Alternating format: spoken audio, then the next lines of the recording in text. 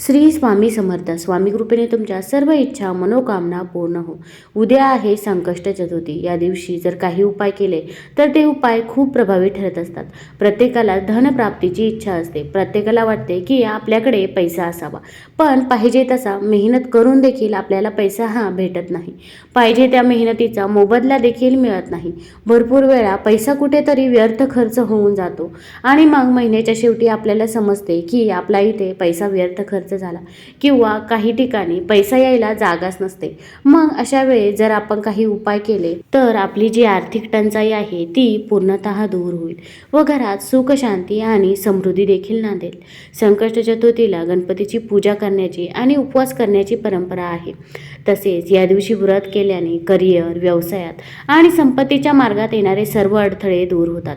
या दिवशी काही विशेष उपाय केल्याने तुमच्या जीवनातील संकटे दूर होतील आणि तुम्हाला तुमच्या करिअरमध्ये यशासह प्रगती मिळवण्याची देखील संधी मिळेल. या दिवशी आपल्याला तुळशी मातेला एक वस्तू अर्पण करायची आहे, ज्यामुळे जी आपली आर्थिक टंचाई आहे ती पूर्णतः दूर होईल. तसेच आपल्या कामामध्ये येणारे अडचणी, अडथळे देखील दूर होईल. तर आपल्याला तुळशी मातेला हळद ही अर्पण करायची आहे.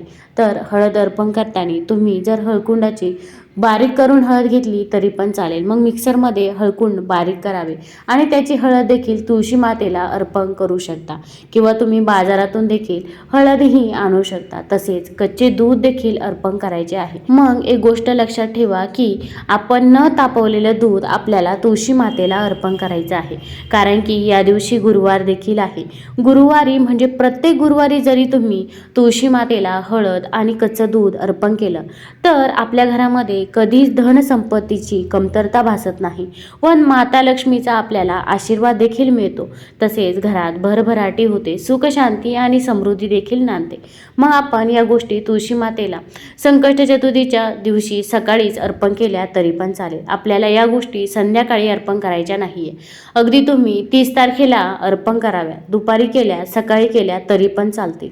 हे अर्पण करताना आपल्याला ओम नमो भगवते वासुदेवाय नमः, ओम नमो भगवते वासुदेवाय नमः या मंत्राचा जप करायचा आहे. मग तुम्ही 11 वेळा जप केला तरी पण चालेल किंवा जर शक्य असेल तर 108 वेळा देखील जप करू शकता.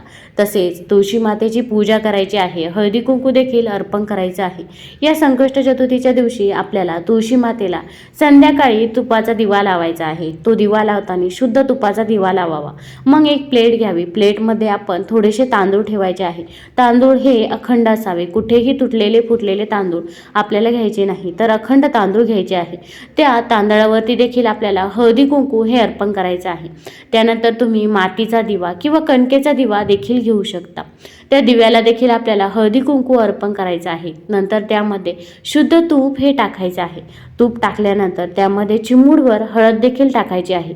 हळद ही माता लक्ष्मीला आकर्षित करत असते आणि तो दिवा आपल्याला सायंकाळी तुळशी मातेला अर्पण करायचा आहे, की जो अर्पण केल्यामुळे आपल्या घरामध्ये कधीच धनसंपत्तीची कमतरता भासणार नाही.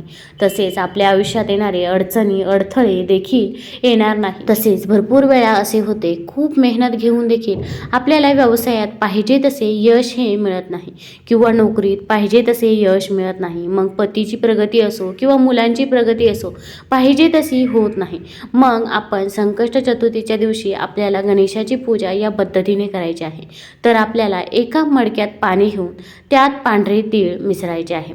त्यानंतर हा लोटा पूजेच्या वेळी गणेशासमोर ठेवावा. मग छोटे मातीचे मडके असते ते देखील तुम्ही ठेवू शकता किंवा जे आपण दिवाळीच्या पूजेसाठी सुगड घेतले होते त्या सुगडमध्ये देखील तुम्ही पाणी टाकू शकता आणि त्यामध्ये पांढरे तीळ हे टाकायचे आहे. हे सर्व मिसळून घ्यायचे आहे आणि नंतर आपण जेव्हा पूजा करणार आहोत तेव्हा तो लोटा आपल्याला गणपती समोर ठेवायचा आहे.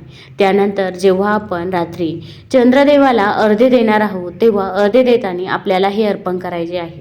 असे केल्याने तुमच्या करिअरमध्ये येणारे सर्व अडथळे दूर होतील आणि प्रगतीचा जो मार्ग आहे तो देखील खुला होईल. म्हणजे आपल्या नोकरी आणि व्यवसायामध्ये जे काही अडचणी, अडथळे येत असतील ते सर्व दूर होतील. पण जेव्हा आपण हा लोटा गणपती बाप्पा समोर ठेवणार आहोत तेव्हा तुम्ही गणपती अथर्वशीचे पठण हे करायचे आहे. पठण करणे शक्य नसेल तर श्रवण तरी जरूर करावे. तर आता तिसरा उपाय हा मी तुम्हाला आजारपणासाठी सांगणार आहे. भरपूर वेळा असे होते की की आपल्या घरामध्ये कोणी ना कोणी सतत आजारी असते. एक व्यक्ती आजारी पडून झाला की परत दुसरा व्यक्ती आजारी पडत असतो. मग ते लहान बाळ असो किंवा वृद्ध व्यक्ती, आजारपण हे घरामध्ये सारखे चालू असते. मग अशा वेळेस आपल्याला देखील सुचत नाही की काय करावे. तर अशा वेळेस तुम्ही संकष्ट चतुर्थीच्या दिवशी आपण हा उपाय आवर्जून करायचा आहे.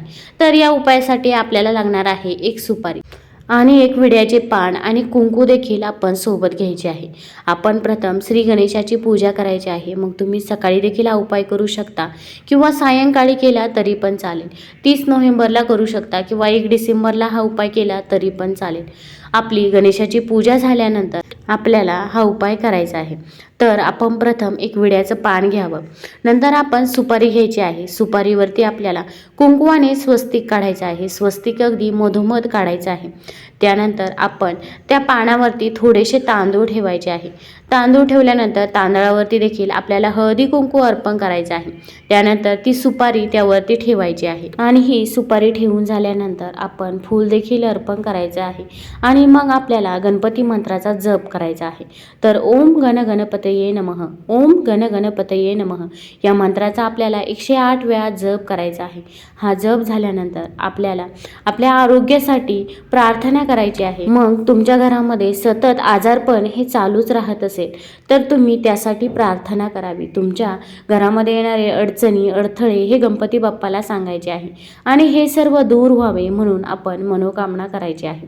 त्यानंतर ही सुपारी आपल्याला तिथेच राहून द्यायची आहे. त्यानंतर दुसऱ्या दिवशी ही सुपारी तुम्ही तुमच्या तिजोरीमध्ये किंवा जी व्यक्ती आजारी आहे तिच्याजवळ देखील ठेवायला देऊ शकता. हा उपाय केल्याने तुमचे आरोग्य देखील सदृढ राहते आणि जो काही आजार आहे तो हळूहळू बरा व्हायला सुरुवात देखील होते. तुम्हाला जर हा व्हिडिओ आवडला असेल तर चॅनलला लाईक करा आणि सबस्क्राईब देखील करा. कमेंटमध्ये गणपती बाप्पा मोरया किंवा श्री स्वामी समर्थ लिहायला विसरू नका. धन्यवाद.